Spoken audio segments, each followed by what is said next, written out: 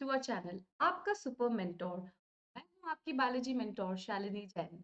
आज का टॉपिक जो हम इस वीडियो में डिस्कस करने वाले हैं that is about the enzymes and particularly the classification of enzyme. और एक छोटा सा टॉपिक रिलेटेड रहता है that is the cofactor. Okay, so this video is going to be the second part of the enzyme. ठीक है, so basically हम although हमारे एंजाइम का मेजर पोर्शन जो है वो ऑलरेडी एक वीडियो में ऑलरेडी डिस्कस कर चुके हैं। ठीक है, so this is going to be the second part of the enzyme. तो इस वीडियो के अंदर we are going to discuss about the classification and the cofactors. दोनों ही बहुत छोटे टॉपिक्स हैं येट वेरी इंपॉर्टेंट है। ऑलराइट, सो बिकॉज क्लासिफिकेशन के अंदर there are going to be the 6 categories और उन 6 कैटेगरीज को आपको विद देयर एग्जांपल्स जो है बच्चों लर्न करना है। ठीक है, and this is the topic which उसमें से क्या हो गया, शॉर्ट शॉर्ट जो है क्वेश्चन बनता ही बनता है फ्रॉम द चैप्टर बायोमोलिक्यूल। ठीक है, सो आप अपने 4 नंबर अभी क्या कर सकते हैं, पक्के कर सकते हैं by reading, by studying, by learning and topic that is the enzyme. ठीक है बच्चों, अब एंजाइम के बारे में अगर हम आपको ब्रीफली बताना चाहें व्हाट इज एंजाइम, तो अब देखिए एंजाइम क्या है। Enzyme are the substances which actually speed up और accelerate the rate of reaction. जो हमारी बॉडी के अंदर जितनी भी मेटाबॉलिक रिएक्शंस हो रही हैं, जो रिएक्टेंट्स जो हैं, जो सबस्ट्रेट्स जो है वो किस में कन्वर्ट हो रहे हैं, प्रोडक्ट्स में कन्वर्ट हो रहे हैं। तो वो सारी रिएक्शंस जो है इन द प्रेजेंस ऑफ एंजाइम्स जो है वो स्पीड अप हो जाती है मेनियर टाइम्स। ठीक है, तो उन रिएक्शंस की स्पीड जो है वो क्या हो जाती है, बहुत ज्यादा बढ़ जाती है। सो जो भी मेटाबॉलिक रिएक्शंस हो रही हैं उनके प्रोडक्ट्स जो हैं वो क्या बनते हैं, जल्दी बनते हैं। ऑलराइट बच्चों, so millions of metabolic reactions in our body is going on continuously. ठीक है बच्चों, सो अब हर रिएक्शन को कैटेलाइज करने के लिए क्या होता है, एंजाइम होता है, पर्टिकुलर एंजाइम काम करता है। तो आई hope it is very clear that what is the enzyme. और एंजाइम बच्चे जैसे कि हम ऑलरेडी भी डिस्कस कर चुके हैं, मैं आपको बता रही हूँ। Enzyme are the proteinaceous substance. ठीक है बच्चों, क्या होंगे, प्रोटीनिशियस सब्सटेंस होते हैं या प्रोटीन के बने हुए क्या होते हैं, ये मॉलिक्यूल्स होते हैं। ठीक है, तो इसमें कुछ एक से दो ही एग्जांपल है दैट इज दी जो नॉन प्रोटीनिशियस एंजाइम है। एक तो है हमारा राइबोजाइम। ठीक है बच्चों, राइबोजाइम, और एक है हमारा आरएनएज, आरएनएज एंजाइम। ये दो हमारे जो एंजाइम है वो हमारे क्या है, न्यूक्लिक एसिड है, हमारे आरएनए से बने हुए जो मॉलिक्यूल्स है जो कि एंजाइम की जैसे रिएक्ट क्या करते हैं, बिहेव करते हैं। ठीक है, तो रेस्ट इन दोनों के एंजाइम को छोड़ के, राइबोजाइम और आरएनएज को छोड़कर the rest of the all enzymes are proteinaceous in nature. ठीक है बच्चों, अब बात करते हैं कि कैसे काम करते हैं। तो हमने जब लास्ट टॉपिक पढ़ा था बच्चा अबाउट द एंजाइम, तो उसमें हमने पढ़ा था एक कर्व। ठीक है, वो कर्व हम यहाँ पे बना के आपको एक बार ओवरऑल बताना चाहेंगे कि व्हाट एक्चुअली एंजाइम डू। तो एंजाइम के लिए यहाँ पे हम देखेंगे, यहाँ पे होगा हमारी प्रोग्रेस ऑफ रिएक्शन। ठीक है, जिसे हम क्या करेंगे, हमारी रिएक्शन जो है वो कैसे प्रोडक्ट में कन्वर्ट हो रही है। और यहाँ होगी हमारे सबस्ट्रेट की पोटेंशियल एनर्जी। किसकी, सबस्ट्रेट की पोटेंशियल एनर्जी के बीच में हमने क्या देखा था बच्चों, कर्व देखा था। तो सपोज यहाँ हमारा क्या था, सबस्ट्रेट था। तो सबस्ट्रेट जो है वो after certain period of time reaction के करने के बाद में प्रोडक्ट में कन्वर्ट होता था। और जो कि प्रोडक्ट की क्या है, जो जो एनर्जी है, पोटेंशियल एनर्जी, वो काफी कम है। दैट इज वाई सबस्ट्रेट से ज्यादा क्या है, हमारा प्रोडक्ट जो है स्टेबल है। तो क्या होता है, सबस्ट्रेट जो है प्रोडक्ट में कन्वर्ट होने के लिए क्या करता है, इट पोजेसेस सम एनर्जी, और उसको क्या करना पड़ता है, it has to do some work. So minimum energy जो क्या करनी होती है, सबस्ट्रेट को एक्वायर करनी होती है so that it could convert into the product, that energy is known as the activation energy. वो क्या कहलाती है बच्चों, एक्टिवेशन एनर्जी कहलाती है सबस्ट्रेट की। ठीक है, तो अब देखिए ये है हमारा जो कर्व हमें मिला है बच्चों, ये कर्व मिला है जब हमारा सबस्ट्रेट जो है वो काम कर रहा है और प्रोडक्ट में कन्वर्ट हो रहा है इन the absence of enzyme, in the absence of enzyme. अब हम एक सेम प्रोडक्ट, सेम रिएक्शन के अंदर एंजाइम की प्रेजेंस में देखते हैं प्रोडक्ट कैसे बनता है और सबस्ट्रेट का क्या ओवरऑल इफेक्ट देखते हैं। ठीक है बच्चों, तो यही हम देख रहे हैं same in the presence of enzyme. तो in the presence of enzyme क्या होगा, ये कर्व हमें ऑब्टेन होगा। ये जो व्हाइट लाइन से ड्रॉ किया है, this curve is going to obtain when we are adding the enzyme. सो एंजाइम की प्रेजेंस में क्या हो जाएगा बच्चों, ये जो एक्टिवेशन एनर्जी का जो कर्व है, ये जो एक्टिवेशन एनर्जी का जो पॉइंट है वो क्या हो गया, बहुत ज्यादा लोअर डाउन हो गया है। तो अब हमारे सबस्ट्रेट को जल्दी से क्या करना होगा, बहुत जल्दी से अपनी एक्टिवेशन एनर्जी पे रीच करके और प्रोडक्ट में कन्वर्ट हो जाएगा। तो हमारी जितनी भी रिएक्शंस है उनकी रेट जो है, उनकी प्रोग्रेस करने की जो रेट जो है, प्रोडक्ट में कन्वर्ट होने की जो रेट है वो क्या बढ़ जाती है, बहुत ज्यादा बढ़ जाती है। तो बेसिकली आपको एक लाइन याद रखनी है, इन दी प्रेजेंस ऑफ एंजाइम क्या होगा, जो हमारा सबस्ट्रेट है, सबस्ट्रेट की एक्टिवेशन एनर्जी जो होगी, एक्टिवेशन एनर्जी ऑफ सबस्ट्रेट, यहाँ पे व्हाइट में नहीं लिखा जाएगा, activation of energy of substrate जो होगी बच्चों, वो क्या हो जाती है, लोअर डाउन हो जाती है। ठीक है बच्चों, सो दैट इज व्हाई हमारा क्या होता है, रेट ऑफ रिएक्शन ओवरऑल क्या होती है, स्पीड अप हो जाती है। ठीक है बच्चों, सो आप इस पूरे ये this is all about the enzyme, ठीक है, जिसमें मैंने आपको ब्रीफली एक्सप्लेन करा है। अब हमें पढ़ना है क्लासिफिकेशन। तो क्लासिफिकेशन आप जैसे स्क्रीन पे देख सकते हो, ये भी हमारे पास एक एंजाइम है, दिस इज द एंजाइम, ठीक है, ये है enzyme number 1 and this is the enzyme number 2। तो अब देखो ये दोनों ही एंजाइम है, अब हम इन्हें कैसे आइडेंटिफाई करें, है ना, कि कौन सा एंजाइम हम कौन सी रिएक्शन में यूज करने वाले हैं। तो हर एंजाइम का क्या होता है, स्पेसिफिक रोल होता है, स्पेसिफिक रिएक्शन में क्या करता है, कंट्रीब्यूट करता है। ऐसा यूनानिमस नहीं है कि आप एक एंजाइम को सभी रिएक्शन में लगाते रहोगे एंड इट विल वर्क। ठीक है, तो यहाँ पे हमें पढ़ना होगा क्लासिफिकेशन ऑफ एंजाइम्स। तो मोटे तौर पे हमें जो इस अपने कोर्स में सिलेबस में इंक्लूड करने हैं, they are only the 6 classification या 6 क्लासिक कैटेगरीज के अंदर ही क्या किया है, कैटेगराइज किया गया है एंजाइम को। ठीक है बच्चों, सो देखिए कैसे है।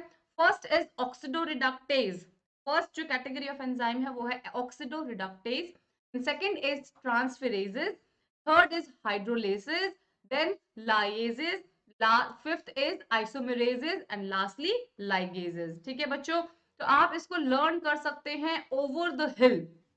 ठीक है, एक निमोनिक देने की कोशिश की है, आप भी अपना निमोनिक शेयर कर सकते हैं कि आपको ये जो क्लासिफिकेशन ऑफ एंजाइम है कैसे याद करते हैं, आपने कोई ट्रिक बनाई है या फिर आप बहुत ही आराम से पढ़ लेते हैं बिना किसी ट्रिक के, राइट।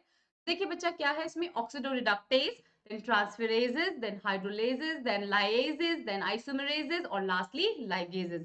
तो ये 6 कैटेगरीज है हमारे एंजाइम्स की, जो हमें ब्रीफली अच्छे से पढ़ना है। ठीक है, क्या काम करते हैं ये एंजाइम्स विद देयर एग्जांपल्स। ठीक है बच्चों, सो अब देखो जैसे कि example, let's take it briefly, अच्छे से एक्सप्लेन करते हैं।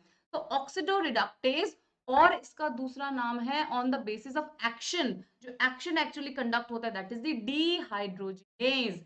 ठीक है बच्चों, सो ऑक्सीडेशन और रिडक्शन आप सबको बहुत बेटर आता होगा, बहुत अच्छा आता होगा, है ना, केमिस्ट्री आप हमसे ज्यादा पढ़ते हैं। ऑक्सीडेशन और रिडक्शन, ठीक है, सो अब देख सकते हैं आप, ये हमारे प्रोडक्ट है, सॉरी सबस्ट्रेट है, एस सबस्ट्रेट है और दूसरा एस डैश सबस्ट्रेट। ठीक है बच्चों, तो अब क्या होता है, यही होता है ना कि एक जो सबस्ट्रेट जो रिड्यूस हो रहा है वो प्रोडक्ट में जाके क्या हो जाता है, ऑक्सीडाइज हो जाता है। एक बेसिकली ये रिड्यूस हो रहा है तो ये ऑक्सीडाइज होगा। सिमिलरली जो हमें प्रोडक्ट ऑब्टेन होंगे तो एक ऑक्सीडाइज हो चुका होगा और एक रिड्यूस्ड हो चुका होगा। तो रिडॉक्स रिएक्शन का है ये एग्जाम्पल, बहुत ही इजी है क्योंकि हमें क्या है, नाम से ही इंडिकेशन, नाम से ही हमें हिंट मिल रहा है कि ये क्या काम करने वाला है। So oxidoreductase is going to catalyse those reaction जहां पे क्या होगा, ऑक्सीडेशन रिडक्शन होगा, या वो सारी रिएक्शंस कैसी होंगी, रिडॉक्स रिएक्शंस होंगी। ठीक है बच्चों, देख लीजिए, these enzymes catalyzes the oxidoreduction between the two substrate S and S dash। जो S यहाँ पे रिड्यूस हो रहा है, दूसरा वाला क्या होगा, S डैश ऑक्सीडाइज होगा। ठीक है, सो अब इसके एग्जांपल्स देखिए क्या है, ऑक्सीडेज एंड डिहाइड्रोजिनेज। ठीक है, ऑक्सीडेज एंजाइम जो होगा और डिहाइड्रोजिनेज एंजाइम्स जो होते हैं वो सारे इसी कैटेगरी में फॉलो करते हैं, दैट इज द ऑक्सीडोरिडक्टेज एंजाइम्स। ठीक है बच्चों, अब देखिए क्या है, इसके अंदर है NADP एंड NADP प्लस और NAD प्लस। ठीक है बच्चों, तो ये जो है जितनी भी हमारी फोटो रेस्पिरेशन की रिएक्शंस जो होती है, सेल्यूलर रेस्पिरेशन की जो रिएक्शंस जो होती हैं, ठीक है बच्चों, सभी रिएक्शंस जो है वो रिडॉक्स रिएक्शंस होती हैं। तो जब भी अगर आप ग्लाइकोलिसिस पढ़ेंगे, वहां पे ETC साइकिल जब पढ़ेंगे, तो इलेक्ट्रॉन का ट्रांसफर जो हो रहा है विद इन दी साइकिल, ठीक है, तो आप देखेंगे हर समय जो रिएक्शन में जो एंजाइम यूज हो रहा होगा वो ऑक्सीडोरिडक्टेज एंजाइम होता है। ठीक है बच्चों, so let's go ahead, example याद कर लेना है, ऑक्सीडेज एंड डिहाइड्रोजिनेज। ठीक है, let's go ahead. Oxidoreductase enzyme के बाद second category of enzyme is transferases. बहुत इजी है, जो नाम कह रहा है वो काम हो रहा है, ट्रांसफर हो रहा है किसी ग्रुप का। ठीक है बच्चों, अब देखिए ये बहुत ही इजीली आपको यहाँ पे समझ में आ जाएगा, ये है हमारा substrate with one functional group that is the G। Okay, so Sg is the substrate where S is the substrate and G is the functional group। क्या है यहाँ पे G, ये है हमारा functional group। ठीक है बच्चों, तो अब देखिए इसमें क्या होगा, और S डैश के साथ में रिएक्शन हो रही है। यहाँ पे फंक्शनल ग्रुप का ट्रांसफर हो जाएगा, ठीक है। तो एस जी जो है यहाँ से बॉन्ड ब्रेक होके this functional group is going to transfer into the another substrate और न्यू प्रोडक्ट बन जाएगा that is the S plus S dash G. तो transfer of any functional molecule, ठीक है, from the substrate and it gives rise to a new product, ठीक है। तो examples कौन से होंगे ट्रांसफरेजेस के बच्चों, देखिए काइनेजेस एंड ट्रांसएमिनेजेस। काइनेजेस हमेशा क्या करता है, फॉस्फोराइलेशन, फॉस्फेट ग्रुप का जो है ट्रांसफर जो होता है तो वो काइनेजेस एंजाइम लगता है, हेक्सोकाइनेजेस, ठीक है। ग्लूकोज से ग्लूकोज 6 फॉस्फेट जब बनाते हैं तो काइनेज एंजाइम डाला जाता है, ठीक है। सो उस काइनेज में क्या होता है, फॉस्फोराइलेशन हो रहा होता है, तो ध्यान रखना काइनेजेस का means addition of phosphate group, ठीक है। सो ट्रांसफर हो जाएगा एक हमारे फंक्शनल ग्रुप का। Similarly there is one more example that is the transaminase, नाम ही बता रहा है ट्रांसफर ऑफ एमीन ग्रुप, ठीक है। तो अमीन का या अमाइनो ग्रुप का क्या हो जाएगा, ट्रांसफर होगा। तो बहुत इजी है बच्चों ट्रांसफेरेजेस, ठीक है। नेक्स्ट ये वन मोर एग्जांपल यहाँ पे बता रखा है, देखिए AX ये रिएक्शन है हमारी general reaction AX plus B which is going to converted into product, क्या हो जाएगा A प्लस BX। तो ट्रांसफर ऑफ फंक्शनल ग्रुप हुआ, एग्जांपल्स देखिए ट्रांसएमिनेजेस एंड फॉस्फो ट्रांसफेरेजेस, जिसमें फॉस्फोराइलेशन होगा, फॉस्फेट ग्रुप का क्या होगा, ट्रांसफर होगा, ठीक है। Let's go ahead now the hydrolases. बहुत ही इजी है हाइड्रोलेजेस, हर रिएक्शन में काम आता है हाइड्रोलेजेस, ठीक है बच्चों। क्या होता है इसमें, अब ये है A+A and in the presence of water क्या होगा, बॉन्ड की ब्रेकिंग होती है, सबस्ट्रेट के बीच में जो बॉन्ड्स है उनकी ब्रेकिंग होती है, but with the help of water molecule. So water molecule की प्रेजेंस में इस बॉन्ड की ब्रेकिंग होगी और ये हमारे A+A' जो है वो न्यू प्रोडक्ट्स बन जाएंगे, ठीक है। सो दीज हाइड्रोलेजेस एंजाइम्स क्या करते हैं, they use water to break the chemical bond which typically results in the dividing a large molecule into the, है, जो भी जितने भी लार्ज मॉलिक्यूल जैसे प्रोटीन का प्रोटीन का एंजाइम्स का क्या करना होता है, हाइड्रोलिसिस करना होता है, तो वहां पे क्या यूज होंगे, हमारे प्रोटीएजेस यूज होंगे, ठीक है। कार्बोहाइड्रेट का क्या होता है, carbohydrate is a big molecule, macro molecule है, तो उसका जब क्या होगा, क्लीवेज करना होगा, उसको तोड़ना होगा, तो क्या होगा, हम अमाइलेज यूज करेंगे, जो कि क्या करेगा, by using the water molecule break down करेगा बिग मॉलिक्यूल कार्बोहाइड्रेट को इनटू देयर मोनोसेकेराइड्स और दी ओलिगोसेकेराइड्स, बच्चों। तो एग्जांपल्स याद करने, that is the amylase and the proteases, ठीक है। आई होप इट कोई प्रॉब्लम नहीं आनी चाहिए, वेरी इजी, जैसे नाम है वैसा काम है। अब लाइजेस को थोड़ा सा ध्यान रख लेना, लाइज का मतलब होता है ब्रेक डाउन, लेकिन यहाँ पे एक बात ध्यान रखनी है, जो काम हाइड्रोलिसिस में हो रहा था वही काम यहाँ हो रहा है।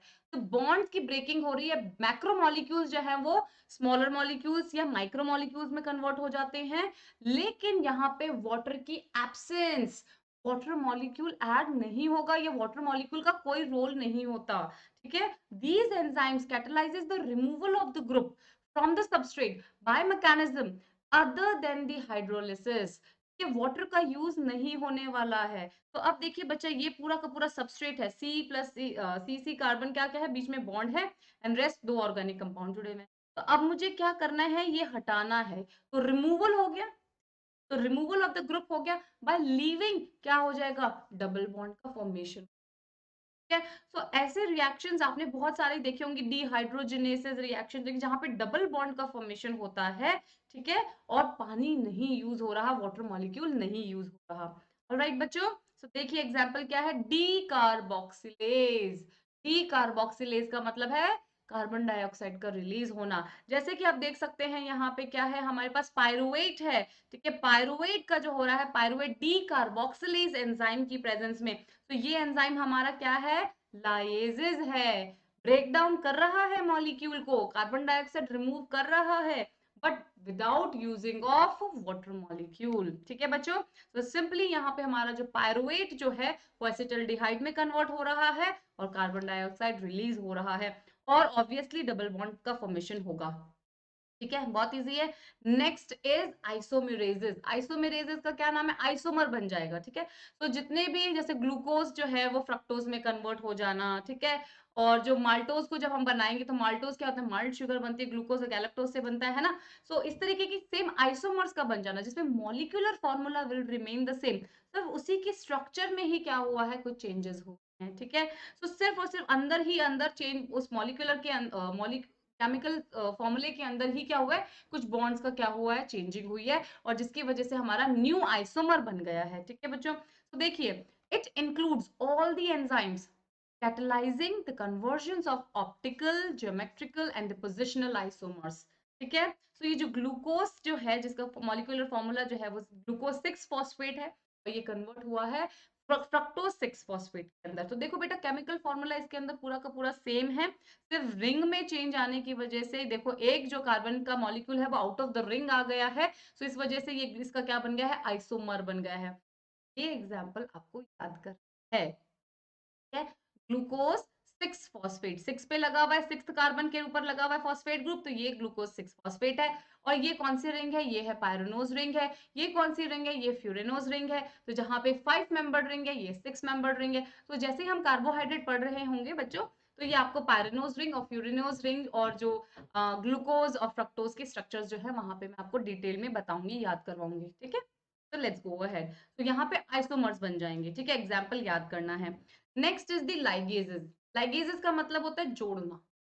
अभी तक हम सब तोड़ने का काम और शिफ्टिंग और ये सब भी कर रहे थे ना, ऑक्सीडोरिडक्टेज ट्रांसफर करना, हाइड्रोलाइसिस करके ब्रेक करना, लाइजेस करा था, आइसोमेरेसिस किया था। Lastly the category of the enzyme that is the ligases. अब इसमें क्या होता है? जोड़ना। लाइगेट मतलब जोड़ना। लिगेंड्स क्या करते हैं बच्चों? अगर आपको पता होगा, केमिस्ट्री में आप पढ़ते हैं, तो लिगेंड्स क्या होता है? अपना एक्स्ट्रा लोन पेयर लेकर आ जाता है और फंस जाता है हमारे ऑर्गेनिक कंपाउंड के अंदर, और बॉन्ड बना के, कोऑर्डिनेट बॉन्ड बना के बैठ जाता है। ठीक है, जुड़ जाता है बेसिकली। सिमिलरली लाइगेज का मतलब ही क्या होता है? एडिशन करना, ज्वाइन होना। ठीक है, तो enzymes, those enzymes catalysing the linking together of two compounds. Example, enzymes which कैटलाइजेस the joining of CO bond, CH3N and PO। ये सारे जो बॉन्ड्स होते हैं ये सब क्या शो करते हैं? लाइगेजेस का नेचर शो करते हैं। ठीक है, जैसे कि आप देख सकते हो यहाँ पे नीचे क्या दे रखी है? DNA की स्ट्रैंड्स दे रखी हैं। तो यहाँ पे हाइड्रोजन बॉन्ड करके यहाँ पे क्या हो रहा है? एक दूसरे से ये ज्वाइन हो रहे हैं। ये देखो यहाँ पे इन दोनों के बीच में तो बनेगा कोवेलेंट बॉन्ड बन रहा है। ठीक है बच्चों, ये जो नेक्स्ट रिंग जो आएगी ये कोवेलेंट बनाएगी, और जो ये हमारे जो यहाँ पे ये जो हमें नाइट्रोजनस बेसिस दिख रहे हैं वो एक दूसरे के साथ में हाइड्रोजन बॉन्ड का फॉर्मेशन करेंगे।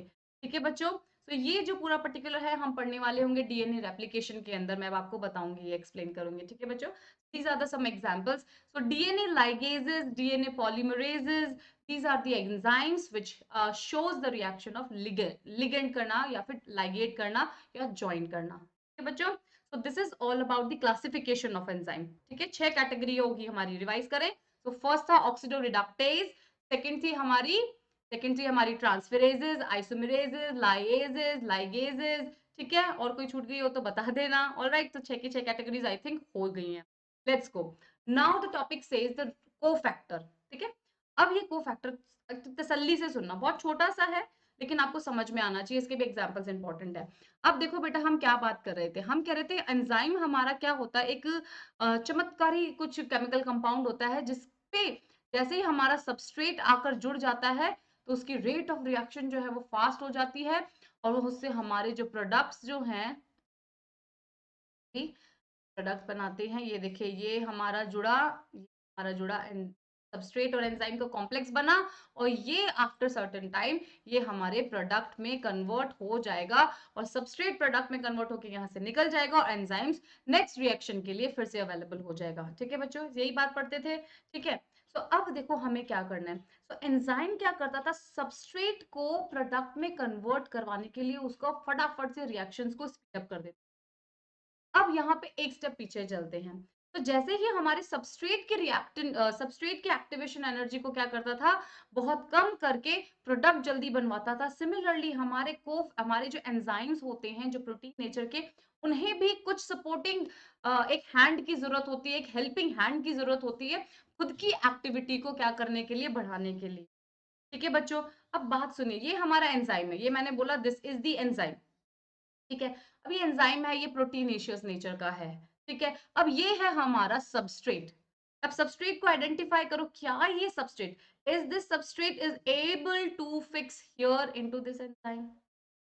नहीं हो पाएगा। देख लीजिए यहाँ पे इसके एक्टिव साइट की तो जो शेप है, ये एक्टिव साइट जो दिख रही है, हम अभी तक जो बात करते आए थे वही बात बता रहे हैं। ये जो हमारी एंजाइम के पास में एक्टिव साइट है और ये जो हमारा सबस्ट्रेट है, ये दोनों एक दूसरे के क्या नहीं लग रहे हैं हमें, ये एक दूसरे के कॉम्प्लीमेंट्री नहीं लग रहे। ठीक है, कॉम्प्लीमेंट्री नहीं लग रहे। दैट मीन्स अब ये डायरेक्टली सबस्ट्रेट यहाँ पे आके तो नहीं जुड़ सकता, ये तो एंजाइम एक्टिवेट नहीं होगा, एंजाइम एक्टिवेटेड ही नहीं है अभी, राइट? तो कोफैक्टर, अब केयरफुली सुनिए, cofactor are those non proteinaceous compound और सम मेटालिक कंपाउंड्स, या फिर आप कह सकते हैं कुछ इस तरीके के नॉन प्रोटीन के कंपाउंड होते हैं जो कि हमारे एंजाइम को क्या करते हैं, एक्टिव करते हैं।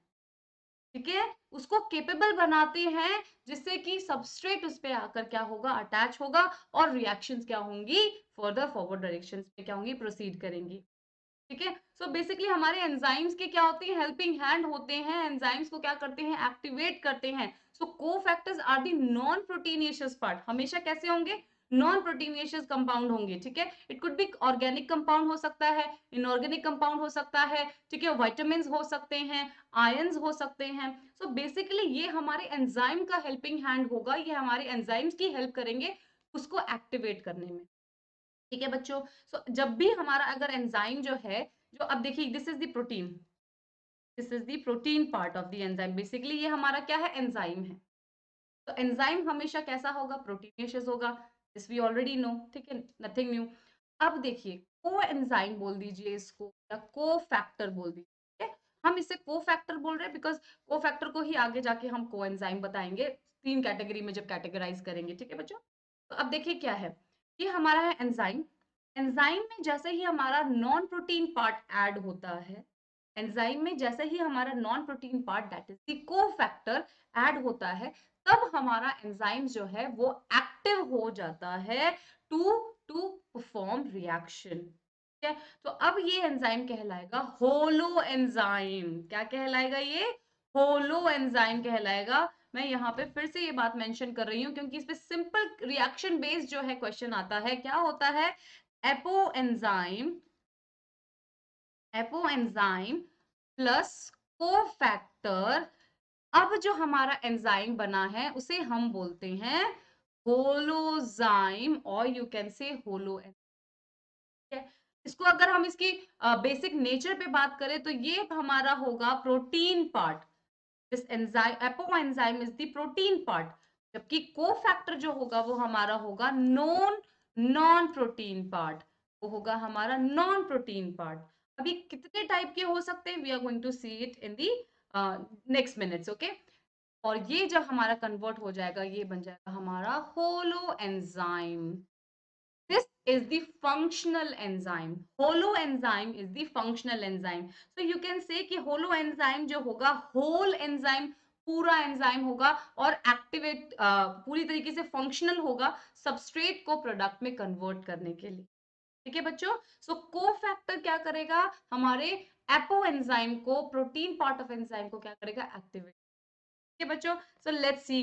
अब देखिए इस रिएक्शन में खुद भी आप देख सकते हैं, जैसे ही हमारा ये को फैक्टर जो है ये इस यहाँ पर आकर एक्टिव साइट नहीं है, जैसे ही हमारे एपो एंजाइम के पास में जाके को फैक्टर ज्वाइन हुआ, तो देखिए एक्टिव साइट किस तरीके की बनी, कॉम्प्लीमेंट्री टू दी सबस्ट्रेट।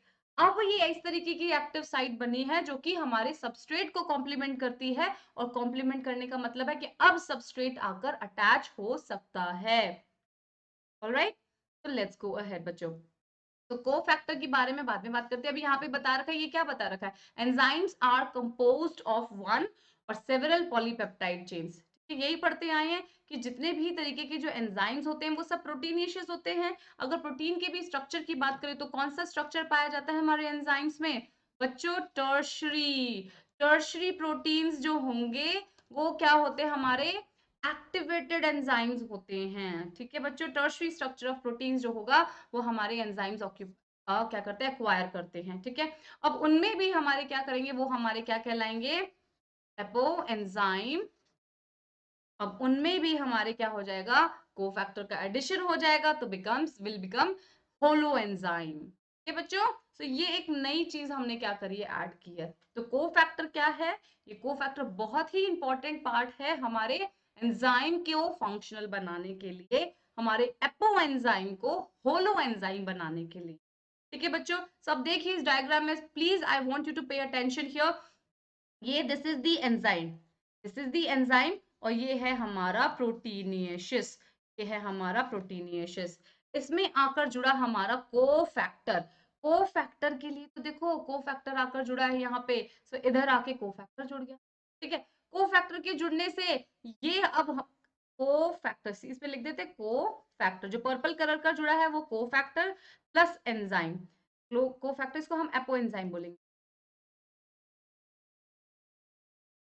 वो एंजाइम। ठीक है, तो अब देखिए जो हमारा सबस्ट्रेट ज्वाइन होने वाला है वो देख लो कॉम्प्लीमेंट्री हो गया कि नहीं हो गया, अब यहाँ पे आकर फिक्स हो सकता है कि नहीं हो सकता।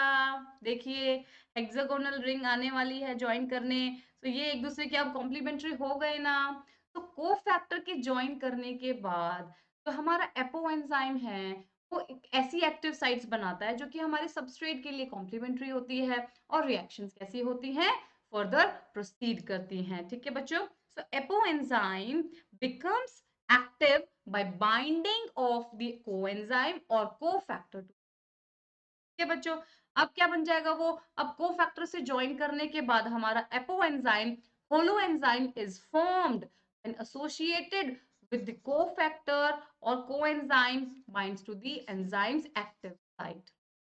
बात समझ में आई, बहुत ही इजी है, एक ही आपको लाइन याद रखनी है, that is the apo enzyme plus cofactor gives holoenzyme, gives holoenzyme which is the functional enzyme जहां पे active sites उसके पास है complementary to the substrate। I hope it is very clear guys, let's go। अब देखिए अब क्या बात, अब बात करें कोफैक्टर, समझ में आ गया हमें। ठीक है, तो अब है कोफैक्टर के टाइप्स, तीन कोफैक्टर के टाइप्स पढ़ने विद देयर एग्जांपल्स, बस this is the end. Okay, तो कोफैक्टर कुड बी प्रोस्थेटिक, तीन तरीके के होंगे प्रोस्थेटिक ग्रुप्स, कोएंजाइम बराबर बोलते आ रहे थे अभी हम, कोफैक्टर और कोएंजाइम, कोफैक्टर और कोएंजाइम, तो मेजॉरिटी में क्या होते हैं कोएंजाइम, कोएंजाइम एसिटाइल को ए है, इस तरीके की बात करते हैं। तो कोएंजाइम ये हो गया मेटल आयंस, तो ये तीन तरीके जो होंगे क्या होंगे हमारे कोफैक्टर्स होते हैं, prosthetic group, prosthetic group, coenzyme और मेटल आयंस। अब देखिए बात करते हैं, सबसे पहले बात करते हैं प्रोस्थेटिक ग्रुप की। तो प्रोस्थेटिक ग्रुप जो होंगे बेटा वो सारे ऑर्गेनिक कंपाउंड्स होते हैं, वो सारे के सारे ऑर्गेनिक कंपाउंड्स जो होंगे वो प्रोस्थेटिक ग्रुप्स होते हैं, जो हमारे एपो एंजाइम के पास में आके जुड़, और ऑर्गेनिक कंपाउंड जो है वो हमेशा क्या बनाता है, कोवेलेंट बॉन्ड बनाता है, इतना स्ट्रॉन्ग बॉन्ड बनाता है कि परमानेंटली अटैच हो जाता है with the apo enzyme, with the apo enzyme. बात समझ में आ गया। सो देखिए बच्चों, सिर्फ हम प्रोस्थेटिक ग्रुप की बात कर रहे हैं यहाँ पे, ये है हमारा एंजाइम, ठीक है, जिसे हम बोलेंगे हमारा apo enzyme. Alright, apo enzyme जो ग्रीन कलर का है। अब ये हमारा है ऑर्गेनिक कंपाउंड, ये है हमारा ऑर्गेनिक कंपाउंड,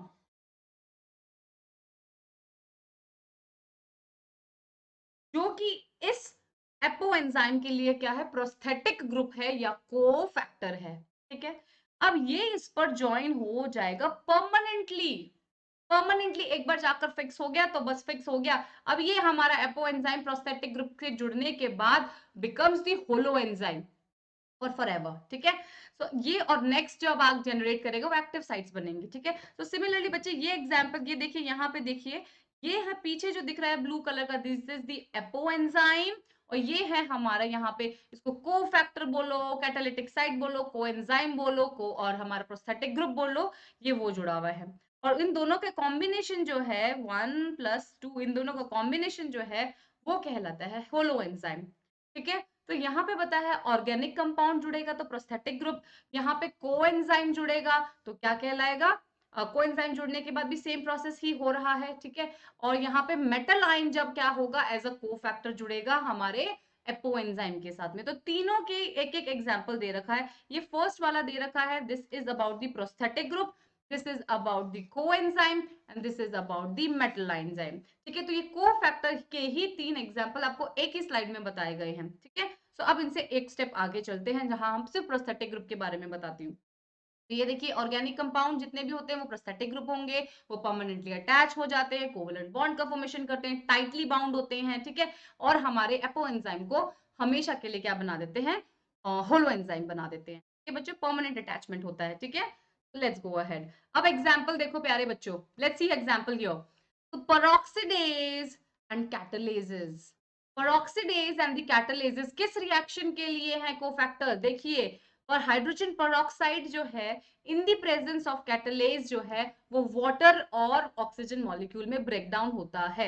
तो ये जो रिएक्शन है बच्चों, ये जो रिएक्शन जो है, ये रिएक्शन है प्रोस्थेटिक ग्रुप को इंडिकेट कर रही है, जहां पे हमारा कैटालेज जो है वो पेरोक्सिडेज जो है ये क्या है, को फैक्टर है हमारे एंजाइम का। ठीक है, सो सॉरी, ये हमारे एंजाइम है, सॉरी, ये हमारे एंजाइम है पेरोक्सिडेज एंड कैटालेज। देखो, ये है पेरोक्सिडेज, ये है पेरोक्सिडेज और ये है कैटालेज। इन दोनों एंजाइम्स का कोफैक्टर जो है वो है हीम। तो सॉरी गाइस, ओके, बात समझ में आई। अब ये हीम ग्रुप जो है वो हमारे पेरोक्सिडेज के लिए भी और ऑक्सीडेज के लिए भी, कैटालेज के लिए भी क्या है, प्रोस्थेटिक ग्रुप है, जो कि परमानेंटली क्या हो जाता है, उसके साथ बाउंड हो जाता है और एक्टिवेट कर देता है, जो कि कैटेलाइज करेगा कौन सी reaction, break down of the hydrogen peroxide. Hydrogen peroxide break होकर वाटर मॉलिक्यूल और ऑक्सीजन। तो बहुत सिंपल है, बहुत ही ज्यादा सिंपल है। पेरोक्सिडेज के लिए भी हमारा हीम ग्रुप जो है वो कोफैक्टर है, और यहाँ पे भी कैटालेज के लिए भी हमारा हीम ग्रुप जो है वो कोफैक्टर है। कौन सा कोफैक्टर है, प्रोस्थेटिक। ठीक है, जो कि टाइटली बॉन्ड हो जाएगा, ऑर्गेनिक कंपाउंड के फॉर्म में होता है और हमेशा इसके साथ में रहेगा। ऑलराइट बच्चों, सो ध्यान रखना, मिस्टेक नहीं करना, जैसे कि मैंने अभी कर दी थी। ऑलराइट, तो let's go ahead. Next, prosthetic group हो गया, नेक्स्ट इज द कोएंजाइम। अब कोएंजाइम बच्चे थोड़ा अच्छे से पढ़ो। Coenzymes are the organic compounds, they are also organic compound बोलो या फिर सेम, मेन इंपॉर्टेंट बात होती है आपको मेंशन करना है नॉन प्रोटीन पार्ट। ये बात बोलनी है, प्रोस्थेटिक ग्रुप के लिए ही ऑर्गेनिक कंपाउंड टर्म यूज करते हैं, लेकिन अगर हम कोएंजाइम बोल रहे हैं तो हम बोलो नॉन प्रोटीन। ठीक है, so they are the non protein compounds which bind to the apoenzyme and makes the enzyme into the holoenzyme. ठीक है, तो देखिए, coenzyme association with the apoenzyme is only transient. वो परमानेंट बॉन्डिंग होती थी, tightly bonding होती थी। ये क्या होगा, काम करने के बाद, जैसे प्रोडक्ट बना तो काम करने के बाद ये हमारा कोएंजाइम क्या हो जाता है, हट जाता है, ट्रांजिएंट होता है, मूवेबल हो जाता है, हट जाता है, और फिर से ये होलो एंजाइम जो है वो क्या बन जाएगा, एपो एंजाइम बन जाएगा। okay? तो association usually occur during the course of catalysis. जब रिएक्शन होने वाली है ना, तभी जाकर हमारा क्या बनता है, हमारा जो कोएंजाइम जाकर एपो एंजाइम पे बाइंड करता है। ठीक है बच्चों, तो देखिए ये हमारा apo enzyme, this is the apo enzyme, ये है हमारा कोफैक्टर या यू कैन से कोएंजाइम, जो कि अभी विद इन द रिएक्शन और ड्यूरिंग द रिएक्शन जाकर बाइंड होगा, एक्टिव साइट अवेलेबल करवाएगा फॉर द सबस्ट्रेट, और जैसे ही सबस्ट्रेट प्रोडक्ट में कन्वर्ट हुआ, ट्रांजिएंट होगा, रिमूव। ओके बच्चों, लेट्स गो अहेड। ठीक है, there is one more example here, देखो सेम वही चीज है, रिपीट कर रखी थी, यही हमारा कोफैक्टर या कोएंजाइम शुरू से बोलते आ रहे हैं, तो ये आ गया हमारा कोफैक्टर या कोएंजाइम ज्वाइन हो गया। ठीक है बच्चों, अब जैसे ही अब इसने अवेलेबल करवा दी है हेक्सागोनल साइट या एक्टिव साइट बना दी है फॉर दी सबस्ट्रेट, ये देखो सिमिलरली यहाँ देखो, ये देखो, ये लाइक दिस। ठीक है, अब ये कॉम्प्लीमेंट्री है हमारे सबस्ट्रेट के लिए, तो सबस्ट्रेट यहाँ पे आएगा, बाइंड होगा, प्रोडक्ट में कन्वर्ट होगा और रिमूव हो जाएगा। ठीक है बच्चों, सो coenzyme serves as the cofactor in number of different enzymes catalyzes reaction। तो ये जो हमारा कोएंजाइम है ना, वो बहुत सारी रिएक्शंस में क्या करता है, कोफैक्टर की तरह काम करता है। तो इधर काम किया, चलो यहाँ से next next next and next. Alright बच्चों, so let's go ahead.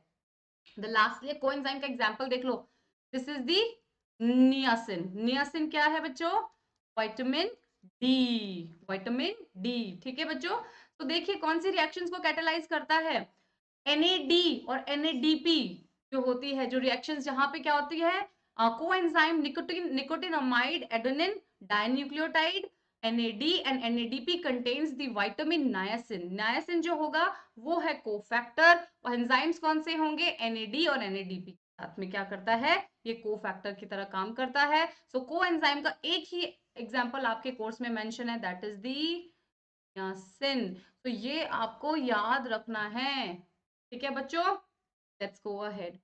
Now the metal ion, जब मेटल आयन क्या करेगा, को फैक्टर की तरह काम करेगा, ठीक है। इसमें एक एग्जांपल है, that is the zinc.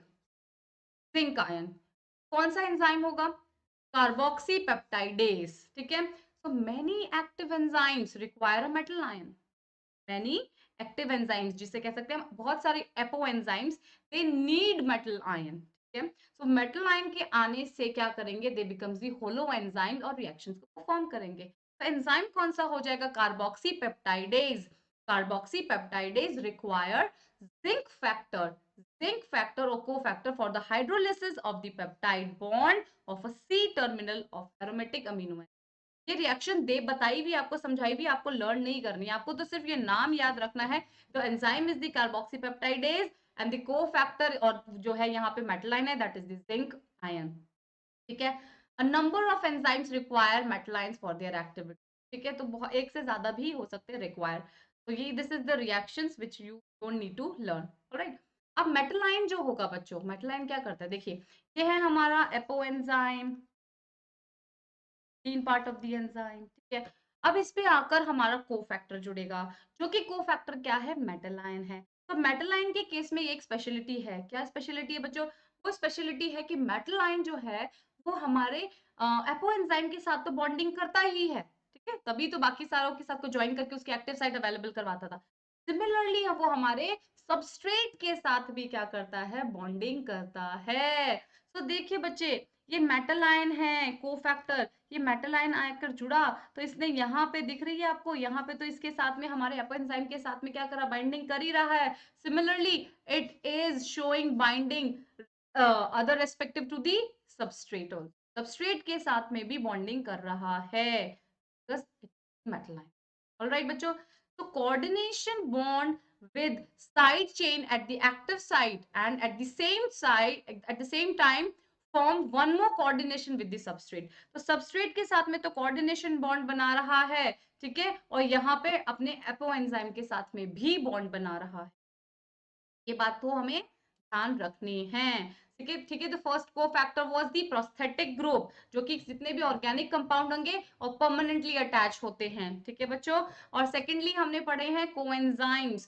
Coenzymes क्या होंगे, हमारे जो एक से ज्यादा अपना काम किया, अटैच हुए और निकल जाएंगे नेक्स्ट रेट ऑफ रिएक्शन को परफॉर्म करने के लिए। ट्रांजिएंट होते हैं, ट्रांसफरेबल होते हैं। मेटल एंजाइम्स क्या होते हैं, जो कि सब में एक स्पेसिफिक फीचर आया, जो कि सबस्ट्रेट के साथ में भी बॉन्डिंग बनाते हैं और हमारे एपो एंजाइम के साथ में भी बॉन्डिंग बनाते हैं, ऑलराइट बच्चों। तो देख लीजिए, this is the final catalytic activity, this is the enzyme and enzyme substrate complex. Complex जो सबस्ट्रेट जो है वो प्रोडक्ट में कन्वर्ट हुए, और ये enzymes will remain the same without making any change into itself, और प्रोडक्ट्स हमारे यहाँ से remove. This is the enzymatic action और you can say function. So now we have some questions for you guys, okay? So questions दे रही हूँ, I would like कि आप लोग मुझे कमेंट में इनके आंसर्स देंगे, ठीक है? तो कमेंट में आंसर्स देंगे, और like my video and subscribe to our channel. अभी चैनल नहीं, अभी हमें लाइक वीडियो नहीं खत्म हुआ है। Let's go through the questions one more time. So enzymes that catalyzes the removal of group, okay? Removal of groups from the substrate by mechanism other than hydrolysis। अब removal हो रहा है group का from the substrate, but water नहीं use हो रहा, hydrolysis नहीं हो रहा, ठीक है, and the addition of group to the double bond, और डबल बॉन्ड क्या होगा, बन जाएगा। सो इनमें कौन सा एंजाइम का काम करता है प्यारे बच्चों, लाइगेजेस का तो काम होता है एडिशन का, जोड़ने का, दो ग्रुप्स को जोड़ना, लाइगेट करने का। डायजेस का काम होता है बॉन्ड ब्रेकिंग का, और that too in the absence of water, in the absence of water. So हमारा आंसर जो होगा प्यारे बच्चों, that would be the lysis. Hydrolysis का कोई काम नहीं है यहाँ पे, हाइड्रोलिसिस उन्होंने बोला ही है कि भाई पानी नहीं यूज करना आपको, ठीक है, एंड डी हाइड्रोजन, ठीक है। तो enzyme that catalyzes the removal of the group from the substrate by the mechanism other than, ठीक है बच्चों। So let's go ahead, इसको करेक्ट मत मान लीजिएगा। Next question, Dihydroxyacetone 3-phosphate, glyceraldehyde 3-phosphate are interconvertible. The enzyme responsible for this interconversion belongs to the category of isomerases, ligases, diases, or hydrolases. Think 3-phosphate, 3-phosphate, dihydroxyacetone, glyceraldehyde, all contains the same number of carbon और phosphate group भी third number position पे है, तो ये एक दूसरे के क्या हुए बच्चों?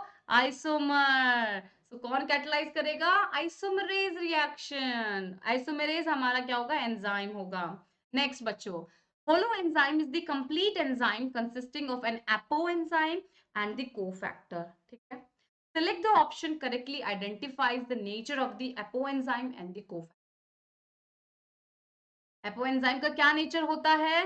प्रोटीनेशियस होता है. Let's go to the first option. और कोफैक्टर कैसा होता है हमारा? नॉन प्रोटीनेशियस होता है. ठीक है, ये तो करेक्ट बात है. चलो नेक्स्ट देखते हैं. एपोएंजाइम नॉन प्रोटीनेशियस होता है, ये तो बात ही गलत कर दी इसने. ठीक है, कोफैक्टर प्रोटीन, ये भी wrong option. So this is the correct option. बात समझ में आ रही है? How question are going to be ask? बात समझ में आ रही है? ओके बच्चों, let's go ahead. Now the proteinaceous molecule that joins non-protein prosthetic group to form a functional enzyme is called, yes, yes बच्चों, think this. I repeat, the proteinaceous molecules that join with a non-protein prosthetic group to form a functional enzyme is called, क्या कहलाएगा? क्या कहलाएगा? कोलोएंजाइम. Alright बच्चों, आता है आपको. हाँ, this is the question. Very nice. ठीक है, ये आपको बेसिकली बताया गया है कि जो आपने पढ़ा है उसका आपको आउटकम कैसे मिलने वाला है, क्वेश्चंस कैसे अराइज होने वाले हैं. ठीक है, so this is my efforts for you guys. Read the given paragraph with few blanks. Okay? Prosthetic groups are one. Prosthetic groups are or dash compounds distinguished from other cofactor in being dash bound to apoenzyme. Example, peroxidase and which catalyzes the breakdown of the hydrogen peroxide to water dash is prosthetic group. Select the option correctly and fill in the. भाई क्या है? तो first क्या कहते हैं? Prosthetic groups are organic. चलो जी, ये तो समझ में आ गया. फर्स्ट हो गया ऑर्गेनिक. कैसे बॉन्ड्स बनाते हैं कोफैक्टर? टाइटली बॉन्ड बनाते हैं. ठीक है, पेरोक्सिडेज एंड कैटालेजेस, यहाँ तो मेरी भी मिस्टेक हो गई थी. पेरोक्सिडेज एंड कैटालेजेस तो हमारे एंजाइम है और उनका कोफैक्टर क्या है? हीम. राइट. और कौन सी रिएक्शन कैटालाइजेस कर रहे थे? हाइड्रोजन पेरोक्साइड को वाटर में तोड़ रहे थे, साथ में क्या निकलता था? ऑक्सीजन. और यहाँ हीम क्या था हमारा? फैक्टर. क्या बच्चों? जो कि हमारा प्रोस्थेटिक ग्रुप था. so this is the correct option. Let's go ahead. Coenzyme nicotinamide adenine dinucleotide NAD contains कौन सा विटामिन डी? कौन सा vitamin D? Niacin. I don't have much time. अगर लाइव क्लास होती बच्चों, so I would give you better time कि आप लोग अपने क्वेश्चंस को एनालाइज करते. Right, but this is the shoot, so I need to make my content little shorter. Next, zinc is the cofactor for the proteolytic enzyme. कौन से enzyme के लिए? अभी हमने पढ़ा था कार्बोक्सीपेप्टाइडेज. कार्बोक्सीपेप्टाइडेज एंजाइम के लिए zinc ion will be the cofactor. ठीक है, जो मेटल आयन था. All right बच्चों, this is all about the cofactor and the classification of enzymes. Here the topic enzymes is complete बच्चों. So we have come to the end of this video and I hope आपको हमारा video आते होंगे. आप हमारे wait करते हैं, पढ़ते हैं, कुछ सीखते हैं और अपने दोस्तों के साथ शेयर कीजिए, हार्ट्स दीजिए, क्वेश्चंस दीजिए, whatever you want to ask. ठीक है बच्चों, आप कौन सा नेक्स्ट चैप्टर पढ़ना चाहते हो? Because this is the only way how I can communicate with you guys. Alright बच्चों, so thank you so much. We'll see you in the next video. All right, bye.